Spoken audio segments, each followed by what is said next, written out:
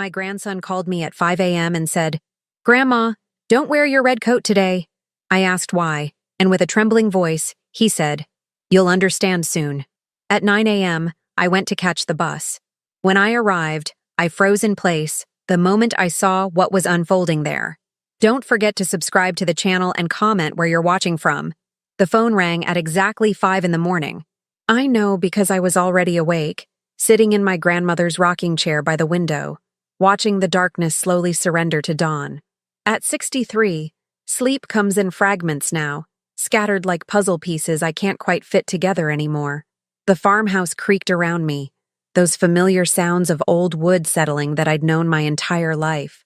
When I saw Danny's name on the screen, my heart lurched. My grandson never called at this hour. Never. "Grandma?" His voice was barely a whisper, trembling like a candle flame in the wind. "Danny? Sweetheart, what's wrong?" "Grandma, please, you have to listen to me." There was something in his tone that made my blood run cold. Not panic exactly, but something worse. Fear mixed with urgency. "Don't wear your red coat today. Please." I glanced at the coat rack near the front door, where my cherry red winter coat hung like it did every morning during this Montana winter. I'd bought it 3 years ago in Billings, a splurge I'd justified because it made me visible on the dark rural roads. Safe. "Danny, what are you talking about?" "Just please, Grandma, don't wear it. Wear anything else. Promise me." "You're scaring me, honey. Where are you? Are you all right?" "I can't explain right now. You'll understand soon. Just promise me. Please." The line went dead. I sat there, the phone cooling against my ear, staring at that red coat.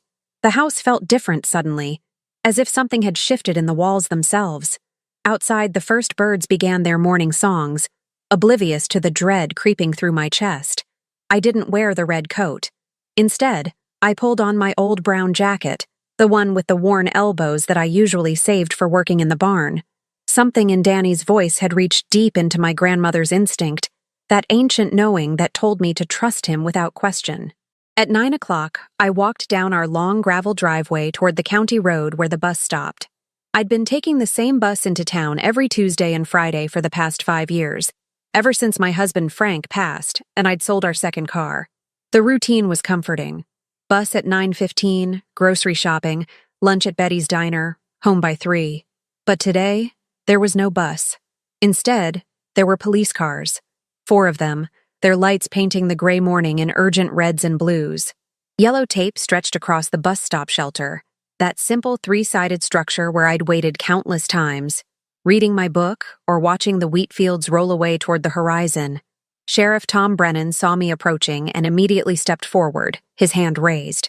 "Mrs. Alexia Foster, you need to stay back, please." "Tom, what happened? I need to catch the bus." "There won't be a bus this morning, Alexia." His face was grave, the lines around his eyes deeper than I remembered. "We'd gone to high school together, 45 years ago. There's been an incident." "What kind of incident?" He hesitated, glancing back at the crime scene investigators moving around the shelter. "A body was found here this morning, about 6 a.m. The world tilted slightly. "A body? Who?" "We haven't identified her yet, but Alexia." He paused, his eyes searching mine. "She was wearing a red coat, cherry red, just like yours." My knees went weak. Tom caught my elbow, steadying me. "Are you all right? You've gone pale. I need to sit down." He guided me to his patrol car and helped me into the passenger seat. Through the windshield, I could see them photographing something near the shelter, a shape covered with a white tarp. "Tom, Danny called me this morning, at 5. He told me not to wear my red coat today." The sheriff's expression changed instantly, shifting from concerned neighbor to focused lawman. "Your grandson called you? What exactly did he say?" I repeated the conversation, word for word. Tom pulled out his notebook, writing quickly. "Where is Danny now?" "I don't know. He didn't say. He sounded terrified, Tom." "When did you last see him?" "Sunday dinner. 3 days ago. He seemed fine then. Normal." But even as I said it, I wondered if that was true. Had he seemed normal, or had I been too caught up in the usual family chaos to notice? Sunday dinner at the farmhouse was a tradition I'd maintained for 30 years. My son Robert, his wife Vanessa, and Danny all came without fail. But lately, the meals had been tense. Vanessa had been pushing me to sell the farm, to move into a retirement community in town. She'd brought brochures, floor plans, financial projections. "Mom, you're not getting any younger," Robert had said, parroting his wife's words. "This place is too much for you to manage alone." But it wasn't too much. It was my life. Every room held memories of Frank, of raising Robert, of summers with Danny running through the fields. The thought of leaving made me physically ill. "Mrs. Foster?" A young detective approached, a woman with sharp eyes and dark hair pulled back in a tight bun. "I'm Detective Roxanne Myrick. I understand your grandson may have information about this incident." I explained again about Danny's call. She exchanged glances with Tom.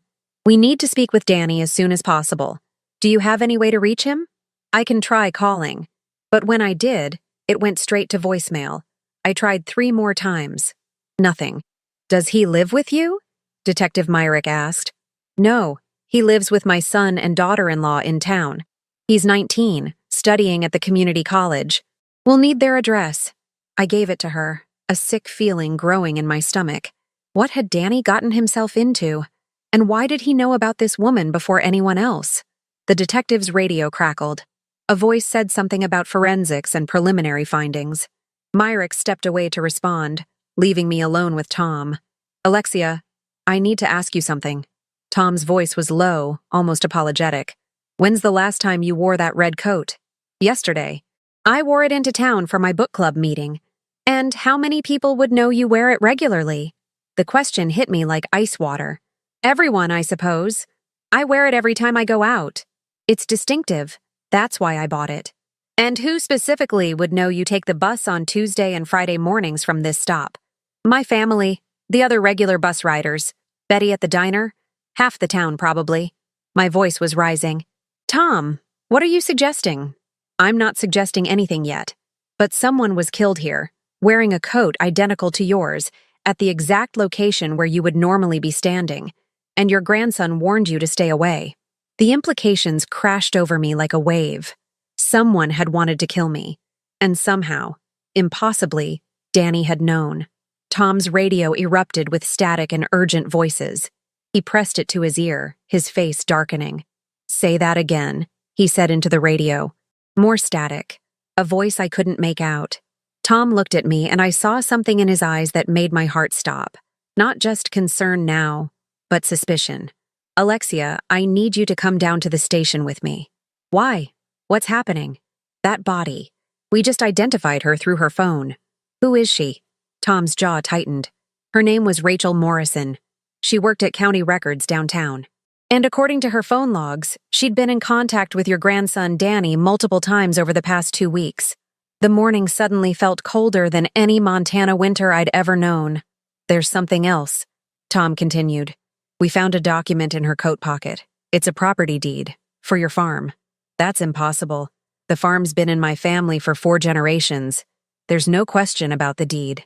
"Alexia, this deed is dated last month. And according to the document, you signed the property over to your son Robert and his wife Vanessa." "That's insane. I would never—" "The signature looks authentic. County Records has a copy on file, officially recorded 3 weeks ago." The world spun.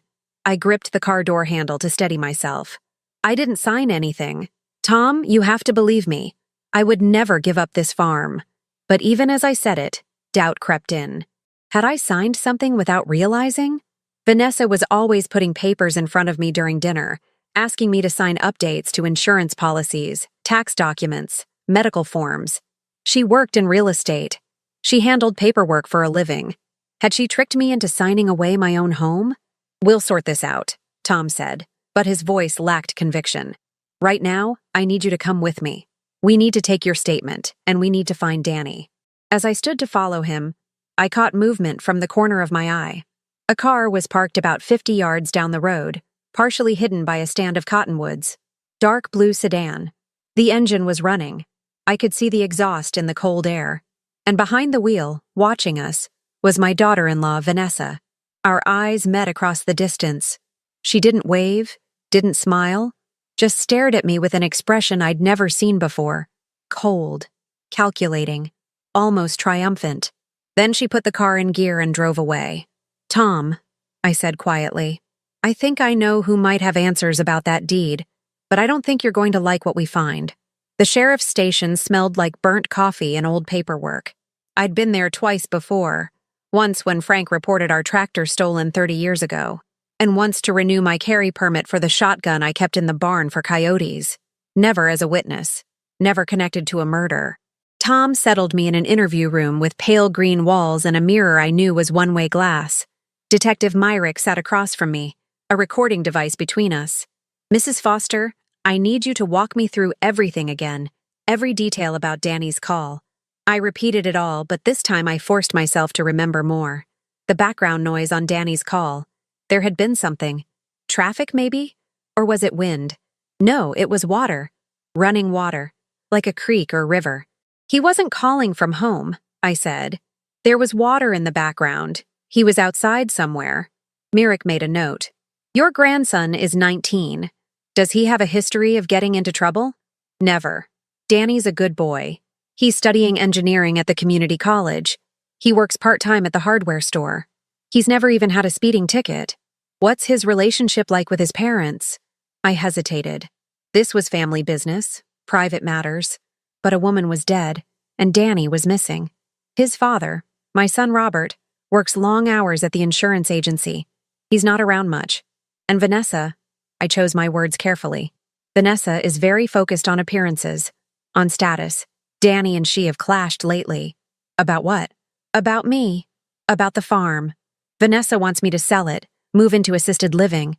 Danny thinks I should keep it. They've argued about it at Sunday dinners. Myrick leaned forward. Mrs. Foster, I need to ask you directly. Do you believe your daughter-in-law could be involved in forging that property deed? Before I could answer, the door opened. Tom stepped in, his expression grim. Alexia, your son is here. He's demanding to see you. Robert? Let him in. He brought a lawyer. Alexia, they're saying you shouldn't answer any more questions without legal representation of your own. My stomach dropped. Why would I need a lawyer? I'm the victim here. Tom and Myrick exchanged glances. Myrick spoke carefully. Mrs. Foster, there are some complications. The forged deed, if it is forged, shows your signature. Rachel Morrison, the victim, worked in county records and had access to official documents. And your grandson, who warned you about the murder, has fled. What are you saying? I'm saying that some people might interpret this as you being involved in a scheme that went wrong. That maybe you and Danny and Rachel Morrison were working together, and something happened. The accusation hit me like a physical blow. That's ridiculous. Why would I forge a deed to give away my own property? Unless you weren't really giving it away, Myrick said quietly. Unless this was part of a plan to frame someone else. Your daughter-in-law, perhaps? No, absolutely not. I would never. The door opened again, and Robert burst in, a thin man in an expensive suit trailing behind him. Mom, don't say another word. My son looked disheveled, his normally neat hair uncombed, his tie loose. This is Peter Mitchell. He's a criminal defense attorney. We're leaving now. Robert, I don't need a defense attorney. I haven't done anything wrong. Mother, a woman is dead. The police think Danny might be involved. And Vanessa just told me about some property deed nonsense. We need to protect ourselves. Protect ourselves? From what? Peter Mitchell stepped forward smoothly. Mrs. Foster, I strongly advise you not to answer any more questions without counsel present. Sheriff, detective, we're done here unless you're charging my client with something. Tom looked uncomfortable. Alexia is free to go, but we will need to speak with her again. As Mitchell ushered me out, I caught Myrick's eye. She was watching me with an expression I couldn't read. Suspicion? Curiosity? Or something else? In the parking lot, Robert grabbed my arm. Mom, what have you gotten yourself into? Me? Robert, I haven't gotten into anything. Someone tried to kill me this morning. That woman died because she was wearing a coat like mine. That's insane. Who would want to kill you? I looked at him directly. Did you know about that property deed? The one that supposedly transfers the farm to you and Vanessa? His face went pale. What? No. What deed? The one filed at county records 3 weeks ago with my signature on it, giving you and your wife my farm. That's impossible. I never... He stopped, his expression changing. Vanessa. Oh, Vanessa. What about her? She's been after me for months to convince you to sell. She says the farm is sitting on prime development land, that we could make millions if we subdivided it. I told her no.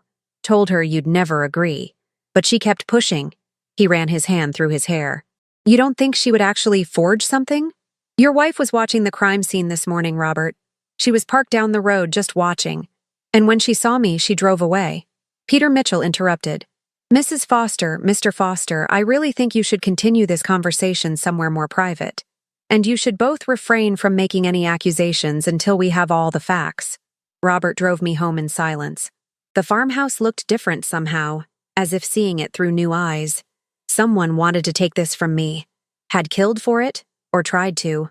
As we pulled up the driveway, I saw another car parked near the barn. Vanessa's white Lexus. What's she doing here? Robert's voice was tight. We found her in my kitchen, going through my filing cabinet. What the hell are you doing? Robert demanded. Vanessa spun around, startled. Her perfectly styled blonde hair didn't move, her makeup flawless despite the early hour. She'd always been beautiful in that calculated way, like a magazine advertisement for suburban success. Robert, I was looking for documents to help your mother. Legal papers, insurance forms, anything that might prove she didn't sign that deed. By breaking into her house and going through her private files, I have a key. Your mother gave it to me years ago for emergencies. I stepped forward, keeping my voice level. Vanessa, did you forge my signature on a property deed? Her face transformed. The mask of concern cracked, revealing something cold underneath. Of course not. How dare you accuse me? After everything I've done for this family, all the times I've tried to help you make sensible decisions? Help me? Or help yourself? Alexia, you're being paranoid. This farm is a burden you can't manage. I've been trying to protect you from yourself. By stealing my property? I haven't stolen anything. Her voice rose, sharp and brittle. But maybe if someone did forge that deed, they were doing you a favor. This place is falling apart. You're falling apart. How long before you fall down those stairs and die alone and no one finds you for days? Robert grabbed her arm. Vanessa, stop it. She jerked away from him. No, I won't stop. Someone needs to tell her the truth. She's clinging to this farm like it's a life raft, but it's actually an anchor dragging her down, dragging all of us down. Get out, I said quietly. What? Get out of my house, now. Vanessa's eyes narrowed. Fine, but you should know, Alexia, that deed is legal and binding. I saw the documents myself this morning at county records. Your signature is notarized, witnessed. Whether you remember signing it or not, you did. And in Montana, a properly executed deed transfer is valid even if the grantor claims they didn't understand what they were signing. How do you know that? Robert asked slowly. She smiled, sharp as a knife. Because I looked it up. Obviously. I work in real estate, remember? I know property law. After she left, Robert sank into a chair at the kitchen table, his head in his hands. I'm sorry, Mom. I didn't know. I swear I didn't know. I believed him. Robert had always been weak, easily led, but not malicious. His father used to joke that Robert was born without a backbone, that he bent whichever way the wind blew hardest. We need to find Danny, I said. The police are looking for him. That's what I'm afraid of. Robert? Danny called to warn me. He saved my life, but now he's running, which means he's afraid of something. Or someone. My phone buzzed. A text from an unknown number. Grandma, I'm sorry. I didn't know it would go this far. Meet me at the old mill at midnight. Come alone. They're watching you. I showed Robert. His face went even paler. You can't go. It could be a trap. It's Danny. You don't know that. It could be anyone. But I did know. Because the text ended with something only Danny and I would understand. Remember the strawberry summer. The summer Danny was 7, we'd planted strawberries together, an entire patch behind the barn. We'd eaten so many that first harvest that we both got sick. It became our private joke, our code for trust me. I'm going, I said. Then I'm coming with you. No. The message said come alone. Mom, please. Robert, for once in your life, trust me to handle something. My voice was harder than I intended. Your wife is involved in something criminal. Your son is in danger. And someone tried to kill me this morning. I don't have the luxury of being careful anymore. He left reluctantly, making me promise to call him the moment I got back. After his taillights disappeared down the driveway, I sat in the growing darkness, thinking. The old mill was 15 miles away, an abandoned grain mill on the Clearwater River that had shut down 20 years ago. Teenagers went there sometimes to party. Danny had gone there in high school. I'd found beer cans in his car once. But why there? And why midnight? I tried calling Danny's number again, straight to voicemail. At 11:30, I grabbed my flashlight and headed for my truck, the brown jacket instead of the red coat. The night was moonless, thick with clouds threatening snow. As I backed out of the driveway, headlights flicked on behind me. Someone had been waiting in the darkness, parked along the county road. They followed me, keeping a steady distance all the way to the highway. The headlights stayed with me for 12 miles, never closing the distance, never falling back. Professional surveillance, I realized. Not some amateur following too close or hanging too far back. Whoever was behind me knew what they were doing. I considered calling Robert, considered calling Tom, but Danny's message had been explicit. Come alone. And that strawberry summer reference meant he was in real danger, the kind where police involvement might make things worse. 3 miles from the old mill, I made a decision. There was a turnoff ahead, a narrow logging road that cut through state forest land. Frank and I used to take it when we went hunting. It looped back to the main highway about 5 miles south. I killed my headlights and swung onto the logging road, accelerating into the darkness. My truck bounced over ruts and holes, branches scraping the sides. Behind me, I saw the other vehicle's headlights sweep past the turnoff. Then brake lights flare red as they realized I'd vanished. I didn't slow down. The forest pressed close on both sides, and without headlights, I was navigating by memory and moonlight that barely penetrated the clouds. My heart hammered against my ribs. The logging road dumped me back onto the highway south of my tail. I waited, engine idling, watching for approaching lights. Nothing. I'd lost them. I took a longer route to the mill, circling through back roads, checking constantly for followers. By the time I pulled into the crumbling parking lot, it was 12:15. The old Clearwater mill rose against the sky like a tombstone. 4 stories of rotting wood and broken windows. The river rushed past it, swollen with snowmelt, the sound filling the darkness. My flashlight beam cut through the night as I approached the main entrance. "Danny?" I called softly. No answer.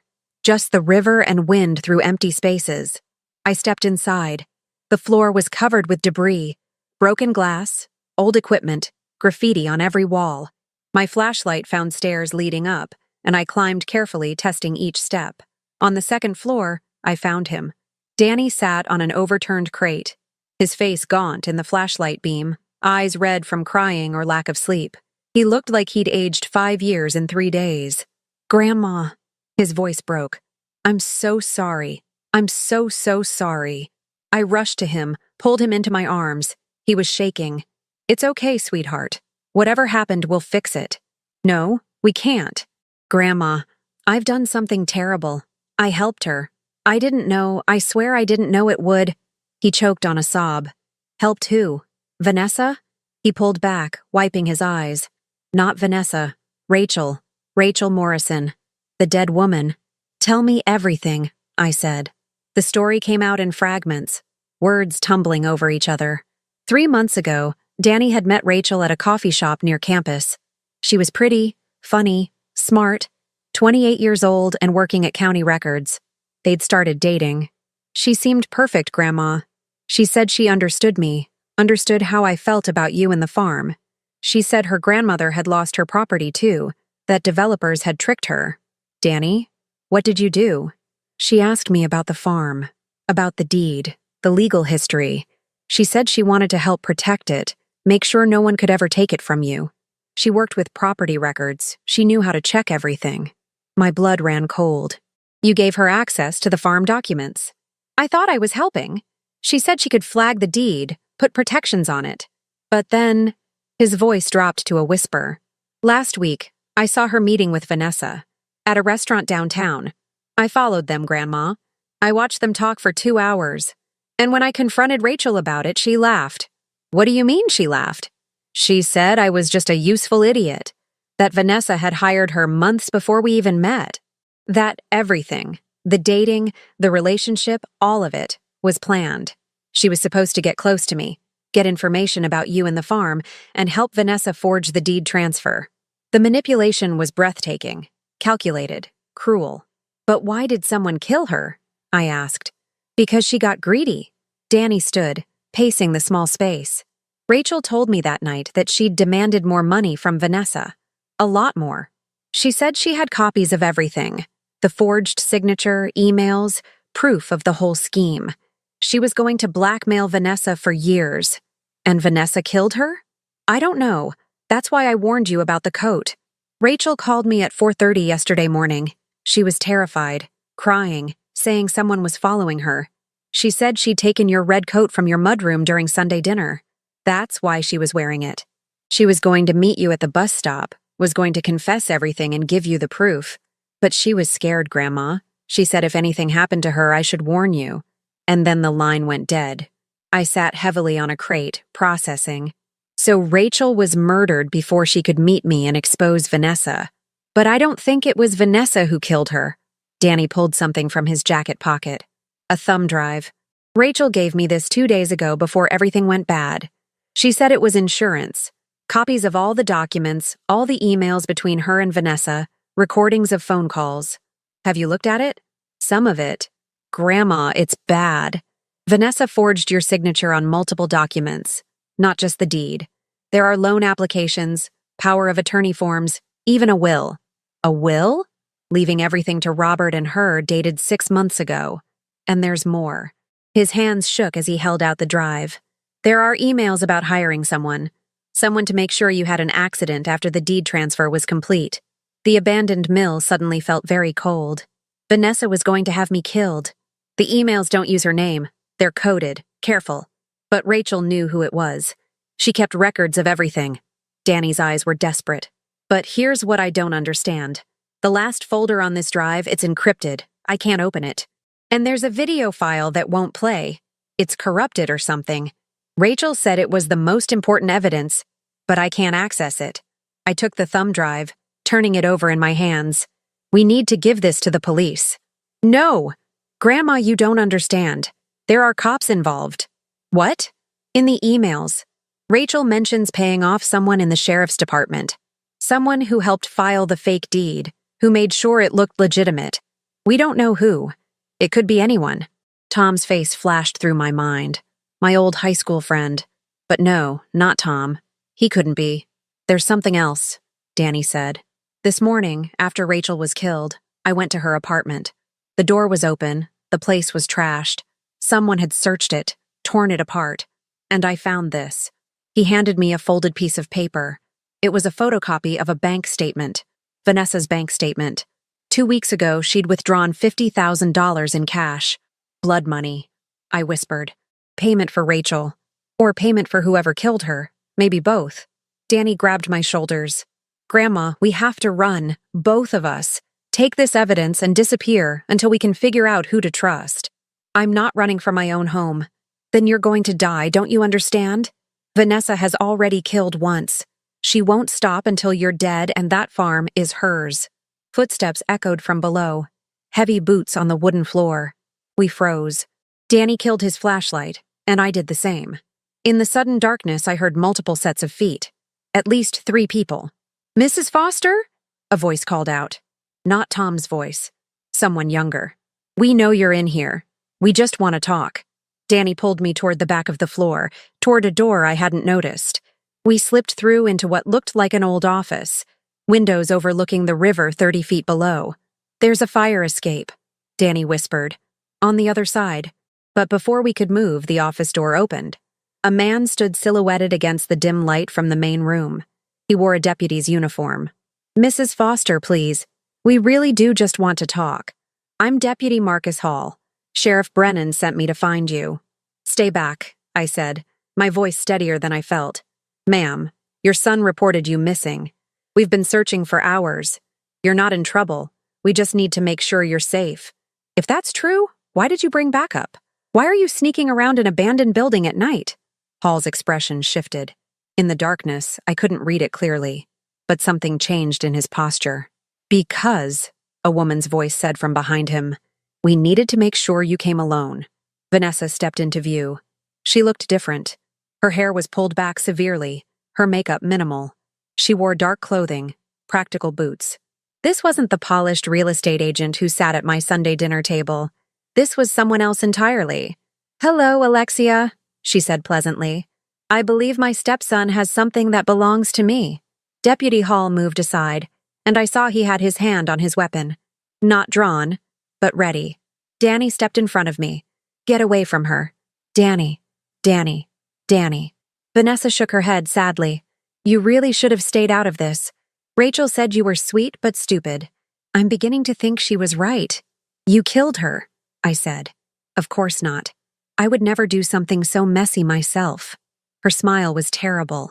That's what hired help is for. Unfortunately, Rachel's death was necessary. She got ambitious, thought she could play in the big leagues. She couldn't. And you're going to kill us too? Kill you? Alexia, why would I do that? You're going to sign over your farm to us tonight willingly, with Deputy Hall here as a witness. Then you're going to have a tragic accident on your way home. Elderly woman, driving alone on dark country roads. These things happen. People know we're here. Do they? Your son thinks you went to bed hours ago. The sheriff thinks you're home safe. No one knows about this meeting except the people in this room. She held out her hand. Now give me the thumb drive, and let's make this easy. Danny's hand closed around mine. I felt the small weight of the drive pressed into my palm, and I realized something important that Vanessa had missed. There's just one problem with your plan, I said calmly. Oh? What's that? You think I'm a helpless old woman. You think I've been passively letting this happen to me. But Vanessa, I've been a farmer's wife for 40 years. I've survived drought, flood, economic collapse, and the death of my husband. I've negotiated with banks, fought off developers, and run a business that men twice your age said I couldn't handle. I pulled out my phone, held it up so she could see the screen. It was recording. Had been recording since the moment Danny started talking. And I'm smart enough to document everything. Vanessa's face went white. Deputy Hall reached for his gun. And that's when the real police kicked in the door. Tom Brennan came through that door like an avenging angel, 3 state troopers behind him. The look on his face when he saw Deputy Hall reaching for his weapon was something I'll never forget. Marcus, don't you dare. Tom's voice was steel. Hands where I can see them. Now. Hall froze, then slowly raised his hands. Vanessa tried to bolt for the window, but one of the troopers caught her arm. Let go of me. This is harassment. I came here looking for my mother-in-law, who's clearly unstable and has been making wild accusations. Save it, Tom said. We've been listening to everything for the past 10 minutes. He held up his own phone, showing a live audio feed. Mrs. Foster called me 20 minutes ago, told me exactly where she'd be and what she suspected. We've recorded your entire confession. The rage on Vanessa's face was something inhuman. You stupid old woman. You think you've won? You have no idea what you've done. Take them both in, Tom ordered. Murder conspiracy, fraud, attempted murder, corruption of a public official. Read them their rights. As the troopers led them away, Vanessa turned back to me one last time. This isn't over, Alexia. I have lawyers. Good lawyers. And friends in high places. You'll never prove I killed Rachel. Never. The mill fell silent after they left. Just the river's constant rush and Danny's ragged breathing beside me. Grandma, when did you call the sheriff? In the parking lot before I came in. I texted him from the truck, told him I was meeting you but suspected a trap. Asked him to trace my phone and listen in. I squeezed his hand. I trust Tom. Went to high school with him, remember? He's one of the good ones. Tom came back inside, his face weary. Alexia, you took a hell of a risk. I know, but I needed Vanessa to confess. And she did.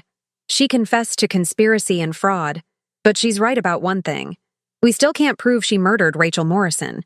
She was careful, used intermediaries. The recording you got tonight helps, but a good defense attorney will argue she was just playing along, trying to protect herself from Hall. What about Deputy Hall? He's already trying to cut a deal. Says Vanessa paid him $50,000 to help file the fraudulent deed and look the other way. But he swears he didn't know anything about the murder. Do you believe him? Tom hesitated. I don't know. Marcus has been on the force for 8 years. Good record until now. But $50,000 can make people do things they never thought they would. Danny held up the thumb drive. Sheriff, there's more evidence on here. Emails, recordings, documents. But some of it's encrypted. Rachel said it was the most important part, but I can't access it. We'll have our forensic team look at it. Maybe they can crack it. Tom looked at me seriously.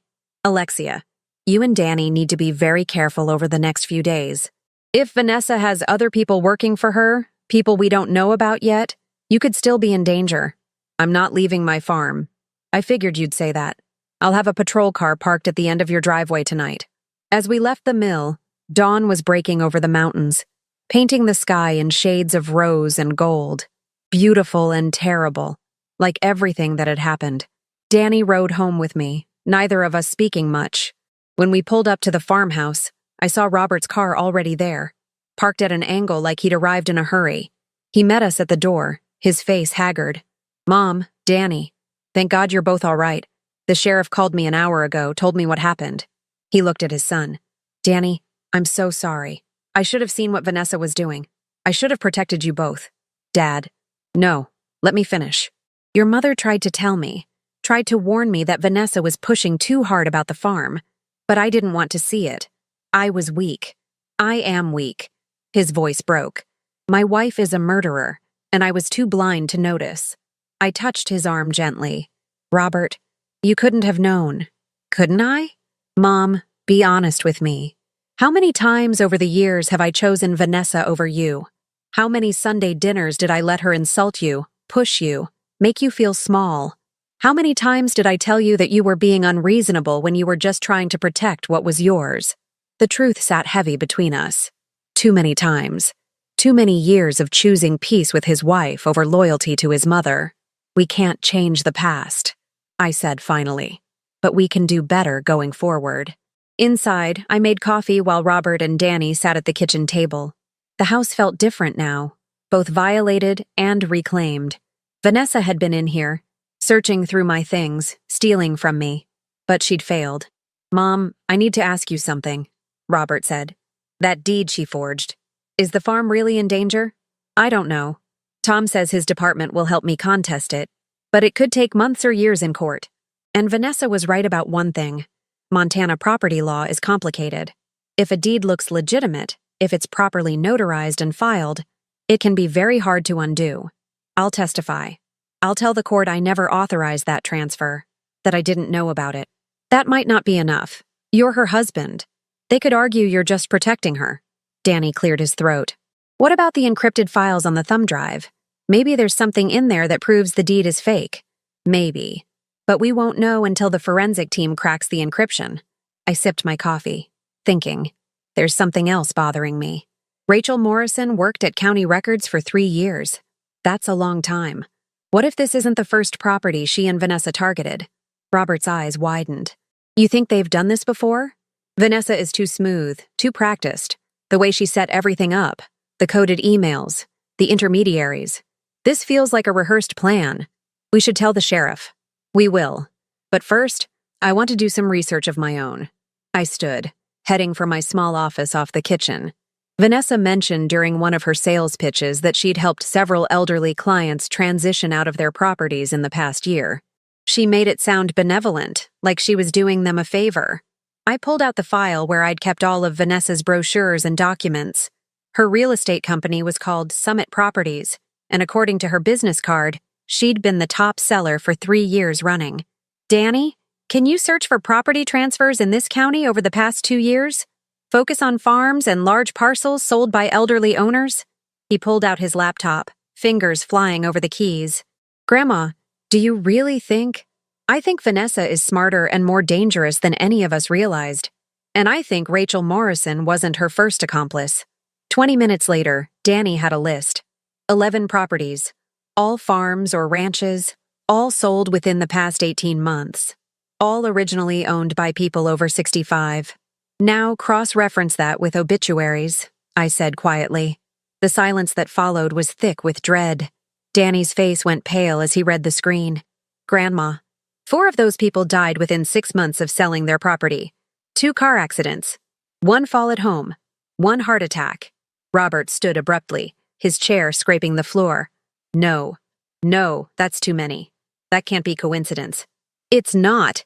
My voice was calm, but inside I was shaking. Vanessa's been doing this for years. Target elderly property owners, forge documents or manipulate them into signing. Wait a few months, then arrange accidents. We have to tell Tom. Now. But before we could move, my phone rang. Unknown number. I answered carefully. Hello? Mrs. Foster? A woman's voice unfamiliar. My name is Jennifer Tate. I'm an attorney with the firm of Morrison, Westfield & Chase. I represent Vanessa Foster. My stomach dropped. That was fast. What do you want? I'm calling to inform you that my client is being released on bail this morning. She maintains her complete innocence in all charges and will be vigorously defending herself. She confessed. We have recordings. You have recordings of a frightened woman trying to placate what she believed to be a corrupt police officer. Context matters, Mrs. Foster. Now, I'm calling as a courtesy to inform you that we will be filing a civil suit against you for defamation, emotional distress, and false imprisonment. We're seeking damages in the amount of $5 million. That's absurd. Is it? You've publicly accused my client of murder, conspiracy, and fraud. You've damaged her reputation, her business, and her emotional well-being. Unless you're prepared to retract all accusations and issue a public apology, we will proceed with the suit. I'll do no such thing. Then you leave us no choice. You'll be served with papers within 24 hours. And Mrs. Foster, I should mention that we've also filed a competency hearing. Given your age and recent erratic behavior, we believe a court-appointed guardian should evaluate whether you're capable of managing your own affairs. The line went dead. I stood there, the phone cooling against my ear, understanding the full scope of what Vanessa had planned. She wasn't just trying to steal my property. She was trying to have me declared incompetent, unable to manage my own life. Mom? Robert's voice seemed distant. What did they say? They're coming after me. Not just criminal defense for Vanessa, but a civil suit and a competency hearing. I met his eyes. If they succeed with the competency claim, the court could appoint Vanessa or someone she controls as my guardian. And then she controls everything. Danny finished. Your property, your money, your healthcare decisions, everything.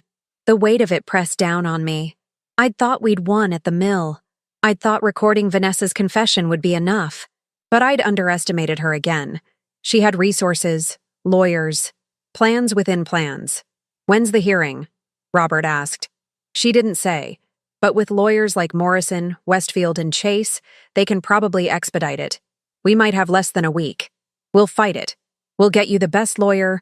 With what money, Robert? I have some savings, but not enough to fight a firm like that. They'll bury us in motions and delays and legal fees until I can't afford to fight anymore. The front door opened. Tom Brennan walked in without knocking, his face grave. Alexia, we have a problem. Another one? The forensic team tried to access that thumb drive. The encrypted files? They're protected by military-grade encryption. It could take months to crack. Maybe longer. What about the files Danny could access? The emails and recordings? Good evidence, but circumstantial. Vanessa's lawyers are already claiming she was being blackmailed by Rachel, that all those emails were sent under duress. Without the encrypted files, we don't have enough to guarantee a conviction on the murder charge. So she might walk. Worse than that. The judge just set her bail at $200,000. Her lawyer posted it an hour ago. Vanessa's out. Danny moved to the window, looking out at the driveway. She could come here. I've got a restraining order in place, Tom said. She's not allowed within 500 yards of this property. But Alexia, you need to understand something. If we can't crack that encryption, if we can't prove she was involved in Rachel's murder, the best we can hope for is fraud charges. Maybe 3 to 5 years. She'd be out in 2 with good behavior. And the farm? The deed issue is civil court, separate from the criminal case. That could drag on for years. In the meantime, technically, according to that recorded document, the property belongs to Robert and Vanessa jointly. Robert shook his head violently. I'll sign it back. I'll refuse any claim. It's not that simple. Vanessa owns half. She could force a partition sale, make the court order the property sold and the proceeds divided. You'd lose the farm either way. I walked to the window, looking out at the land I'd lived on my entire life. The barn where Frank taught Danny to ride.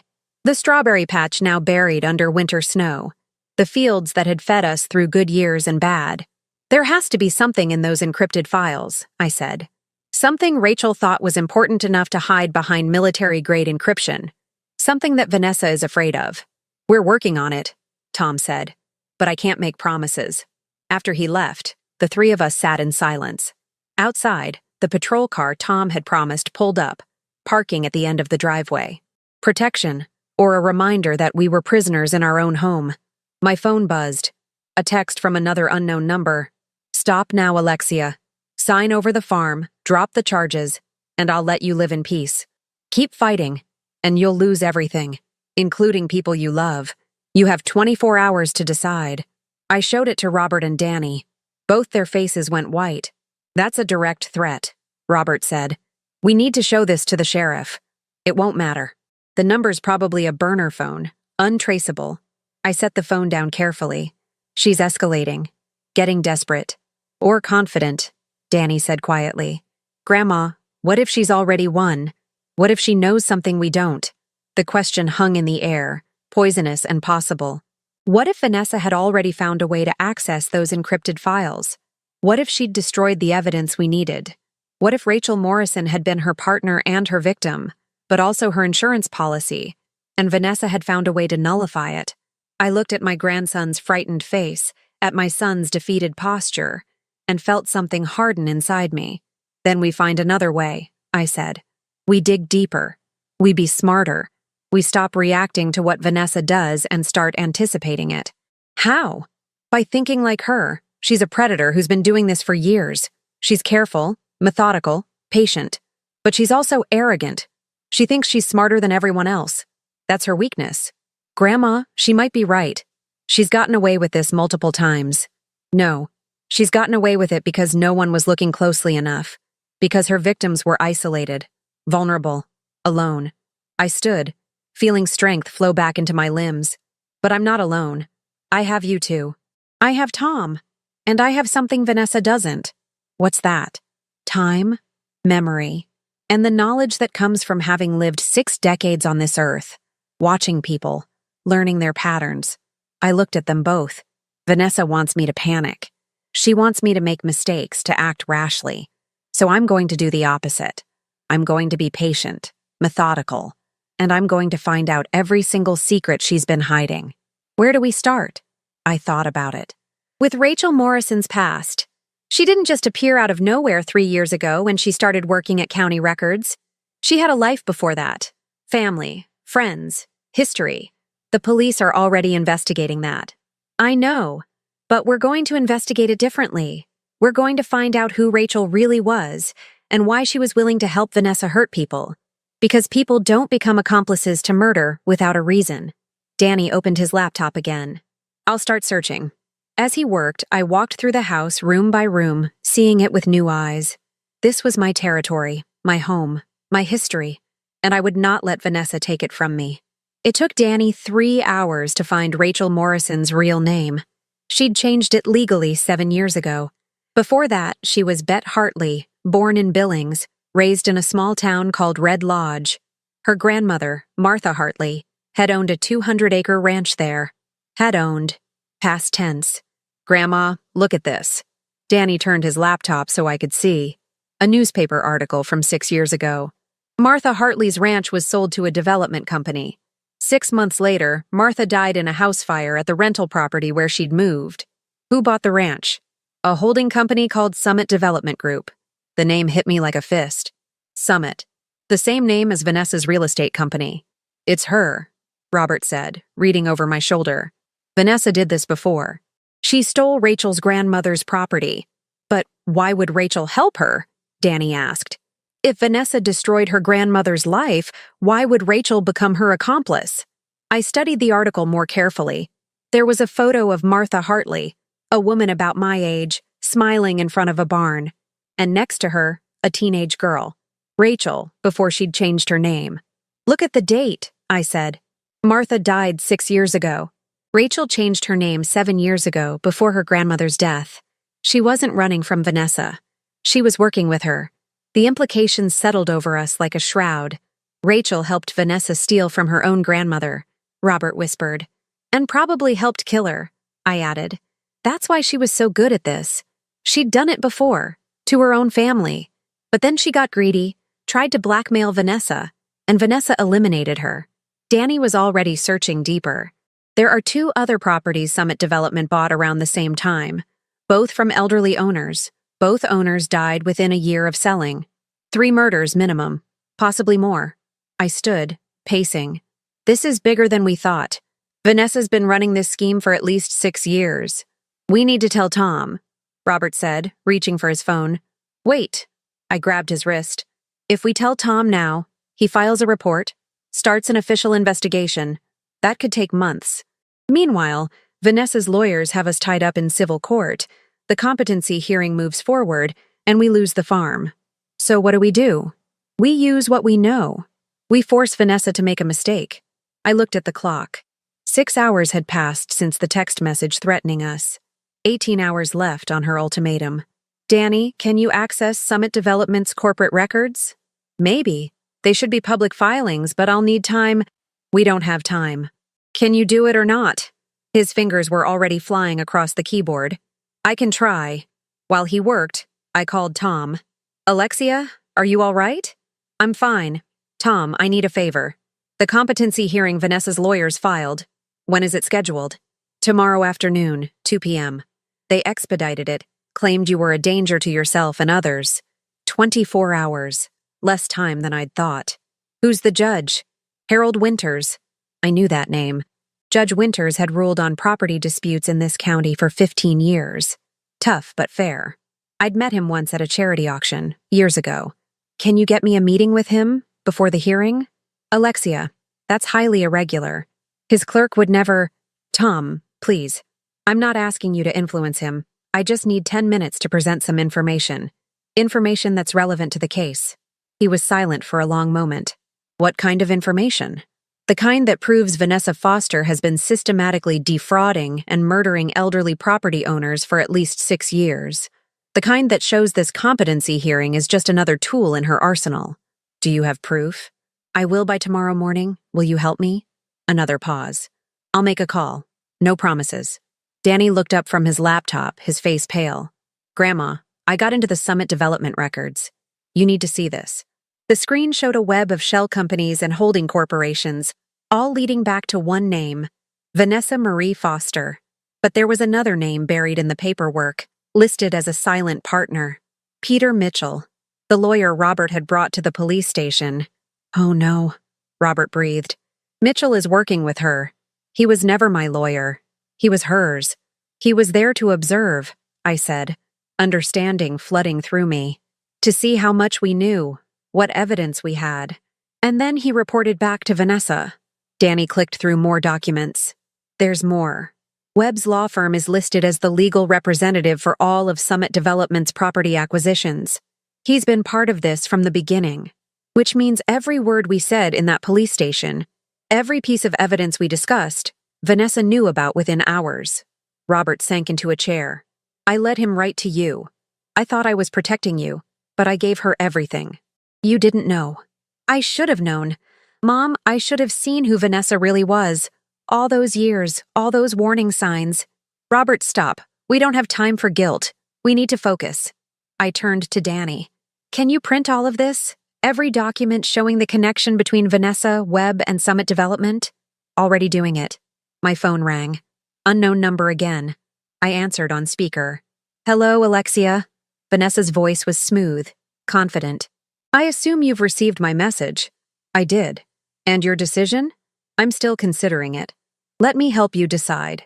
I'm sitting in my attorney's office right now, looking at some very interesting documents. Do you know what a power of attorney form is, Alexia? My blood ran cold. Among the papers I've filed with the court is a power of attorney that you signed 3 months ago. It gives me complete control over your financial and medical decisions if you're deemed incompetent. Which, after tomorrow's hearing, you will be. I never signed any such thing. Your signature says otherwise. Notarized and witnessed. Very official. And once the judge sees how confused you are, elderly woman making wild accusations of murder, claiming conspiracies, behaving erratically, he'll have no choice but to appoint a guardian. Probably me, since I'm family and I already have power of attorney. The judge will see through you. Will he? Judge Winters is a reasonable man. He'll see a concerned daughter-in-law trying to help her aging mother-in-law, who's clearly suffering from paranoid delusions. He'll see police reports of you luring people to abandoned buildings in the middle of the night. He'll see you making unfounded accusations against me, a respected businesswoman with an impeccable reputation. Your reputation is built on fraud and murder. Prove it. Her voice turned sharp. You have nothing, Alexia. Those encrypted files. My people accessed them 2 days ago. Everything incriminating has been deleted.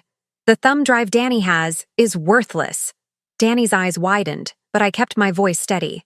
If that's true, why are you calling? Because I'm giving you one last chance to do this the easy way. Sign over the farm, drop all charges. Admit you've been confused and stressed. Do that, and I'll let you live out your remaining years in a nice facility.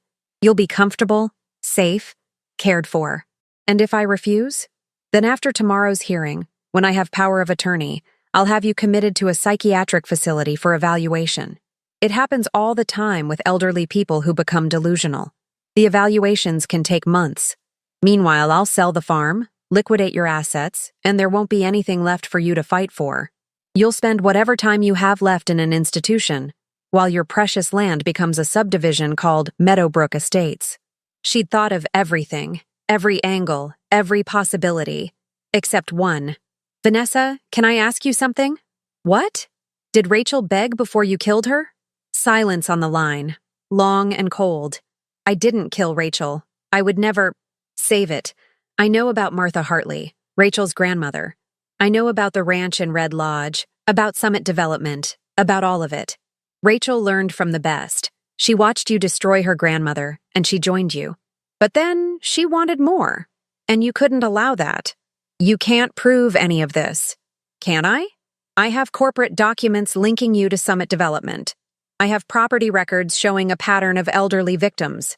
I have recordings of you admitting to conspiracy. And I have something else, Vanessa. Something you don't know about. What? Rachel gave Danny a backup of those encrypted files. The real backup, not the thumb drive. She was smarter than you thought. She hid it somewhere even you couldn't find it. It was a bluff, a complete bluff. But I heard the change in Vanessa's breathing. You're lying. Am I? Rachel told Danny that if anything happened to her, he should look in the place where it all began, the place where she first met you. Do you know where that is, Vanessa? Because Danny does. Another pause. Even if that were true, you'd never get into those files. The encryption is military grade. Unless you have the password, which Rachel gave to Danny before she died. I don't believe you. Then why are you still on the phone? Why not just hang up and proceed with your plan? I let that sink in. You're afraid, Vanessa. Afraid that for once someone was smarter than you. That Rachel played you just as well as you played everyone else. This conversation is over. No, it's not. Because I'm going to that hearing tomorrow, and I'm going to bring every piece of evidence I have. Every document, every recording, every connection to your past victims. And I'm going to present it all to Judge Winters. Not as the confused old woman you think I am, but as someone who has spent the past week becoming an expert in your crimes. The judge won't allow it. It's a competency hearing, not a criminal trial. Then we'll see, won't we? 2 p.m. tomorrow. I'll be there. Will you? I hung up before she could respond. Robert was staring at me. Mom, was any of that true? Does Danny really have a backup? No, but Vanessa doesn't know that. You just declared war on her. No, Robert. She declared war on me the moment she forged my signature. I'm just finishing it. I looked at Danny. How much time do you need to find out where Rachel and Vanessa first met? Grandma, I don't even know where to start. Yes, you do. Rachel worked at County Records. That's where Vanessa would have recruited her. Find out when Rachel started that job. Look at what properties Vanessa was selling at that time, and cross-reference it with Rachel's background. There's a connection. There has to be. Danny's fingers flew across the keyboard. 10 minutes later, he found it.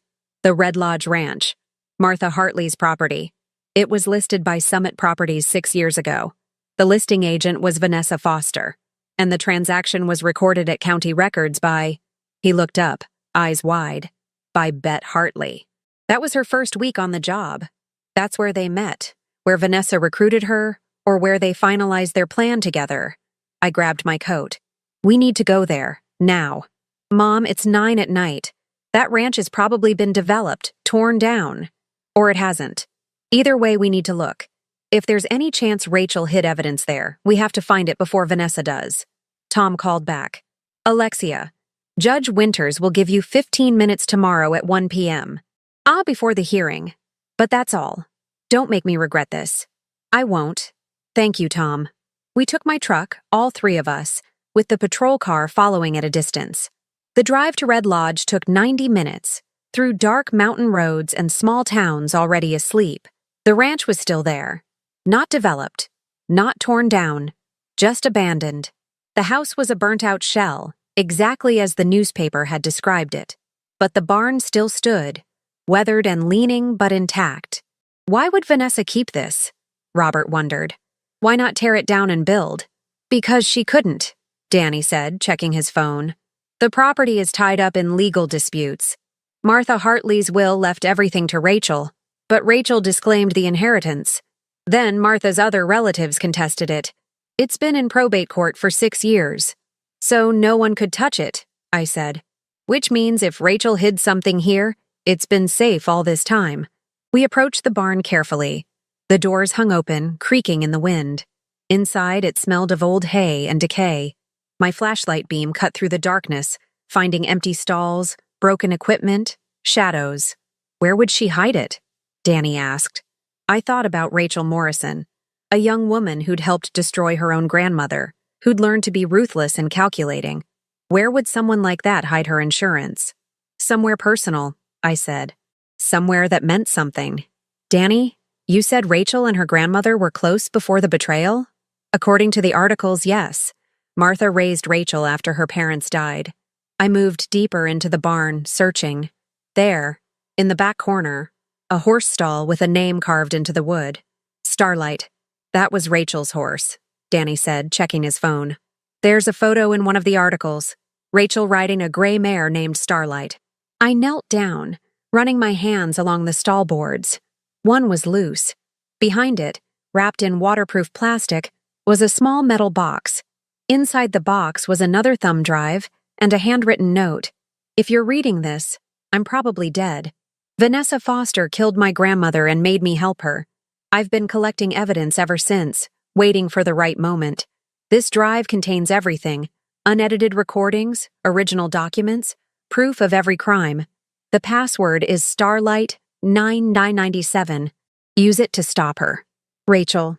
1997, Danny whispered. The year Rachel was born. We had it. Real evidence. Unencrypted. Everything we needed. And then we heard the sound of cars approaching. Multiple cars. Fast. They followed us, Robert said, looking out the barn door. Vanessa must have had someone watching us. 3 vehicles pulled up outside, their headlights blinding. Doors opened. Figures emerged. Vanessa stood in the center, flanked by Peter Mitchell and 2 men I didn't recognize. Large men. Not lawyers. Alexia! Her voice echoed in the night. You're trespassing on private property. That's illegal. Whatever you found in there belongs to the estate. This estate belongs to Rachel Morrison, I called back. And she left instructions. Rachel is dead. I'm the executor of her estate now. Hand over whatever you found. I don't think so. Mitchell stepped forward. Mrs. Foster, we can have you arrested right now. Sheriff Brennan's patrol car is gone. We sent them on a false emergency call 20 miles from here. You're alone. You're outnumbered. And you're holding stolen property. I looked at the metal box in my hands, at the thumb drive that could end Vanessa's empire, and I smiled. You're right about one thing, Mr. Mitchell. Sheriff Brennan's patrol car is gone. But you're wrong about me being alone. I pulled out my phone and hit send on the video I'd been streaming live for the past 10 minutes. Streaming directly to Tom's phone, to the state police, and to 3 local news stations. I've been broadcasting everything, I said calmly. Every word you've said, every threat you've made. And now thousands of people are watching you, Vanessa. Watching you admit to being executor of Rachel's estate, an estate you shouldn't have any connection to if you're innocent. Watching you threaten us on this property. Watching you bring muscle to intimidate an elderly woman. Vanessa's face went white in the headlights. You can take this thumb drive from me, I continued, but it won't matter. Because in exactly 5 minutes, my grandson is uploading the complete contents to cloud storage, with copies going to the FBI, state police, and every news outlet in Montana. It's over, Vanessa. You lost. Sirens wailed in the distance, growing closer. Vanessa stared at me across the dark ground, and I saw something break in her eyes. The calculation, the confidence, the certainty that she was always the smartest person in the room. She ran. Mitchell and the other men scattered, racing for their vehicles. But the police were already blocking the road, Tom's cruiser leading a convoy of state troopers. I stood there, holding the metal box, watching them take Vanessa down. She fought, screaming threats and accusations, but they handcuffed her anyway. Tom walked over to me, shaking his head. Alexia, that was the riskiest, most foolish, bravest thing I've ever seen. I learned from the best, I said, thinking of Frank. Of 63 years of life teaching me when to fold and when to go all in. The live stream? He asked. Danny's idea. Started recording the moment we got out of the truck. Tom laughed. Actually laughed. You know, you probably just caused a dozen legal complications for the prosecutors. But we got her. Clean. With evidence she can't deny. He took the metal box gently. We'll take this into custody. Get it processed properly. But Alexia, thank you. You just helped us close maybe a dozen cold cases. As they led Vanessa away, she looked back at me one last time. No words, just a long stare. And I stared right back, unblinking until she was gone. The competency hearing was canceled. Judge Winters called me personally the morning after Vanessa's arrest to apologize for the court's time and to commend me on what he called exceptional civic courage. The power of attorney documents were revealed to be forgeries, just like the property deed. Vanessa's entire legal strategy crumbled the moment the forensic team verified Rachel's evidence. That thumb drive contained 6 years of meticulous record-keeping. Rachel had documented everything. Recordings of conversations with Vanessa plotting against victims, copies of forged signatures, financial records showing payments to corrupt officials, even video of Vanessa admitting to arranging her grandmother's death. Rachel Morrison had been many things: accomplice, manipulator, murderer. But in the end, she'd also been a woman who knew she was in too deep, who'd tried to create a way out, and who'd paid for her crimes with her life. The investigation expanded rapidly. Within 3 days, the FBI had identified 11 victims across Montana and Wyoming. Elderly property owners who'd been systematically defrauded and, in 4 cases, murdered. Peter Mitchell was arrested, along with Deputy Hall and 2 other corrupt officials.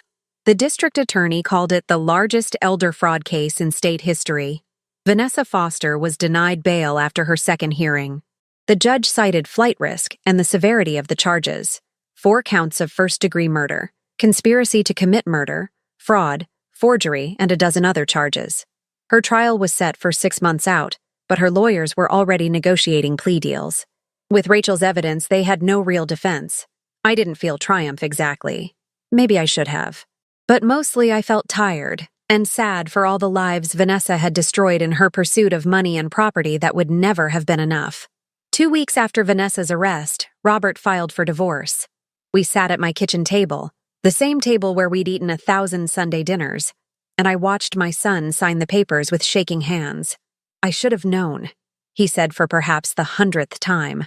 All those years, I should have seen who she really was. Robert, she fooled a lot of people. Prosecutors, investigators, business partners. You can't blame yourself for not seeing through a professional predator. But I chose her over you. So many times. Every time you tried to warn me, every time you said something felt wrong, I dismissed it. I made you feel like you were the problem. You were trying to keep your marriage together. That's not a crime. He looked up at me, his eyes red. She tried to have you killed, Mom. My wife. The woman I shared a bed with for 20 years. She murdered people for their land and I never suspected. What does that say about me? It says you're human. It says you wanted to believe the best of someone you loved. That's not weakness, Robert. That's hope. Misplaced hope. Maybe. But you found your strength when it mattered. You stood with Danny and me when we needed you. You didn't run. You didn't hide. That counts for something. He wiped his eyes. I want to make it up to you. However long it takes. Then start by forgiving yourself. And by being a better father to Danny. He needs you now more than ever. Danny was struggling. The revelation that Rachel had been using him, that their entire relationship had been a manipulation, had hit him hard. He'd taken a semester off from college, was seeing a therapist twice a week, and was slowly learning to trust again. He spent most of his time at the farm with me. We worked together in the barn, repaired fences, planned for spring planting. He didn't talk much about Rachel, but sometimes I'd catch him staring at nothing, lost in thoughts he couldn't share. One afternoon in early March, as we were cleaning out the storage shed, he finally opened up. Grandma, do you think I'm stupid? What? Of course not. Why would you ask that? Because I fell for it. All of it. Rachel told me she loved me, and I believed her. She said she wanted to help you, and I gave her everything she needed to destroy you. I was just a tool, a useful idiot. I set down the rake I'd been holding and sat beside him on an old hay bale. Danny, you're 19 years old. You believed someone you cared about was telling you the truth. That's not stupidity. That's innocence. And there's nothing wrong with innocence. But I should have seen the signs. Rachel was trained by Vanessa, who'd been perfecting this con for years. She knew exactly how to manipulate people, how to gain trust, how to exploit emotions. Even experienced investigators fell for it. You're not weak for being fooled by a professional manipulator. Then why do I feel so stupid? Because pain makes us question everything, including ourselves. But Danny, you also saved my life. You saw through Rachel's plan at the critical moment. You warned me about the red coat. You kept that thumb drive safe. You helped expose Vanessa's entire operation. Those aren't the actions of a stupid person. He was quiet for a long moment. I miss her sometimes. Is that crazy? I know what she was, what she did. But sometimes I miss the person I thought she was. That's not crazy. That's grief. You're mourning the relationship you thought you had, the future you imagined. That's a real loss. Even if the relationship was built on lies. How do you stop missing something that never really existed? Time, patience, and the knowledge that you deserve something real, someone real. And someday, when you're ready, you'll find that. He leaned against my shoulder, and I held him like I had when he was small, and the world seemed too big and frightening. The legal battle over the farm took another month to resolve. The forged deed was officially nullified. All of Vanessa's fraudulent claims were thrown out. The property remained mine, clear and free, just as it had been for 4 generations. But more than that, the county prosecutor filed liens against all of Vanessa's assets to compensate her victims' families. Her house, her cars, her business. Everything was seized. Summit Properties was dissolved, and its holdings were sold to pay restitution. I attended one of the restitution hearings. There were families there, people who'd lost parents and grandparents to Vanessa's schemes, an elderly man who'd lost his wife, a woman my age who'd lost her sister. We didn't speak much, but we shared something, the knowledge that we'd survived, that justice had been slow but had finally arrived. One woman approached me afterward. She was about 50, with kind eyes and graying hair. Mrs. Foster? I'm Catherine Wells. My mother was Martha Hartley, Rachel's aunt. I shook her hand carefully. I'm so sorry for your loss. Both of them. Thank you. I wanted you to know. I'm glad you stopped her. My mother deserved better than what happened to her. And Rachel? Her voice caught. Rachel was a good kid once. Before Vanessa got her hooks in, I think about who Rachel might have become if she'd never met that woman. Your niece saved my life in the end. The evidence she collected, the backup she created, without that, Vanessa might still be free. Rachel always was thorough. Even when she was doing terrible things, she was methodical about it. Catherine smiled sadly. Maybe that was her way of trying to maintain some control. Some dignity.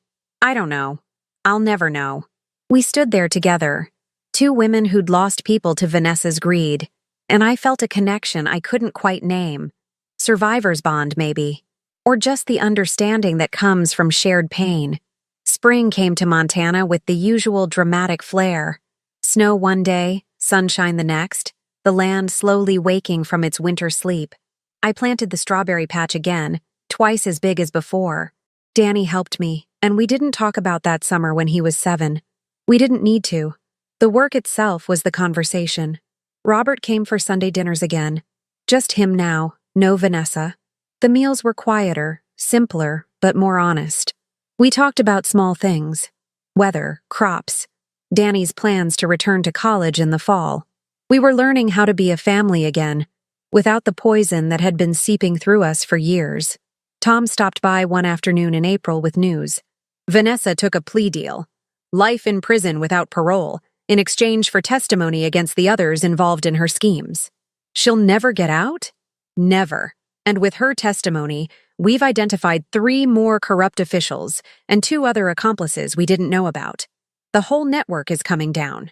I served him coffee, and we sat on the porch, watching the mountains turn purple in the evening light. You know, Tom said, you could have been killed. Multiple times during this whole mess. What you did was incredibly dangerous. I know, but you did it anyway. I did it because I had to. Because sometimes being safe means losing everything that matters. And I decided I'd rather fight and risk dying than hide and lose my life anyway. That's the Alexia I remember from high school. Stubborn as a mule and twice as tough. I laughed. Frank used to say the same thing. He was a smart man. Tom stood, stretching. You take care of yourself, Alexia. And if you ever need anything, I know where to find you. Thank you, Tom, for believing me, for helping when it mattered. After he left, I sat alone on the porch as darkness settled over the farm. The land stretched out before me, familiar and precious, earned again through struggle and persistence. I thought about all the women like me, elderly, dismissed, underestimated, who'd fallen victim to people like Vanessa. Women who'd built lives and raised families and earned their places in the world, only to have someone decide they were easier to steal from than to respect. But I also thought about the strength that comes from living 63 years, the wisdom accumulated through seasons of loss and seasons of plenty, the understanding that patience is a weapon, that silence can be strategy, and that age is not weakness, but rather the distillation of everything you've learned about survival.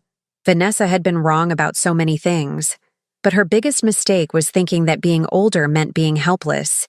She saw my age and assumed vulnerability. She saw my kindness and assumed weakness. She saw my quiet life and assumed I had nothing to fight for. She never understood that people who've lived longer have learned more, have survived more, have developed instincts sharpened by decades of navigating a world that doesn't always play fair. Danny came out onto the porch with 2 mugs of hot chocolate, just like I used to make him when he was small. Penny for your thoughts? He asked. Just thinking about getting older, about what it means. What does it mean? It means you've earned the right to be underestimated, and the satisfaction of proving everyone wrong. I sipped the chocolate. It means you've learned that the loudest person in the room isn't always the strongest, that patience outlasts aggression, that wisdom beats arrogance. You sound like a fortune cookie, Danny teased gently. I sound like someone who just spent 3 weeks outsmarting a woman half her age who thought she was the smartest person in Montana. He laughed, and the sound was good, healing. We sat together as stars began to appear, scattered across the darkening sky like seeds waiting to grow. The farm was quiet around us, solid and permanent, a testament to the people who'd worked this land and refused to let it go. In the barn, I'd hung my red coat on a hook. I couldn't bring myself to wear it again, not after what had happened, but I also couldn't throw it away. It was evidence of how close I'd come to losing everything. A reminder that vigilance matters, that trust must be earned, and that sometimes a warning from someone you love is the difference between life and death. Tomorrow, I'd start preparing the fields for planting. Robert was coming over to help fix the irrigation system. Danny was going to repaint the barn. We had work to do, the kind of honest labor that builds rather than destroys, that creates rather than steals. And in 6 months, I'd sit in a courtroom and watch Vanessa Foster be sentenced to life in prison. I'd look her in the eye one final time and let her see that I was still standing, still here, still fighting for every day on this land that was mine by right and by resilience. But tonight, I just sat with my grandson and watched the darkness settle over Montana, feeling the deep satisfaction of having survived something that was meant to destroy me. The farm was safe, my family was healing, and I had learned something Vanessa would never understand. Real strength doesn't come from manipulation or money or calculated cruelty. It comes from knowing who you are, what you value, and what you're willing to fight for. It comes from the patience to wait for the right moment and the courage to act when that moment arrives. It comes from living long enough to learn that wisdom is the ultimate power, and that age is not a weakness to be exploited, but a fortress built from decades of surviving everything life throws at you. I was 63 years old. I had buried a husband, raised a son, survived a murder attempt, and defeated a serial killer who'd made the fatal mistake of thinking I was too old to fight back. And I was just getting started. The strawberry patch would bloom again this summer. Danny would be there to help me harvest it. And we'd eat strawberries until we got sick, just like we did when he was 7, because that's what survivors do. They remember the good times. They rebuild what was broken. They plant seeds for future harvests. And they never, ever give up their ground without a fight. Now tell me, what would you have done if you were in my place? Let me know in the comments. Thank you for watching, and don't forget to check out the video on your screen right now. I'm sure it will surprise you.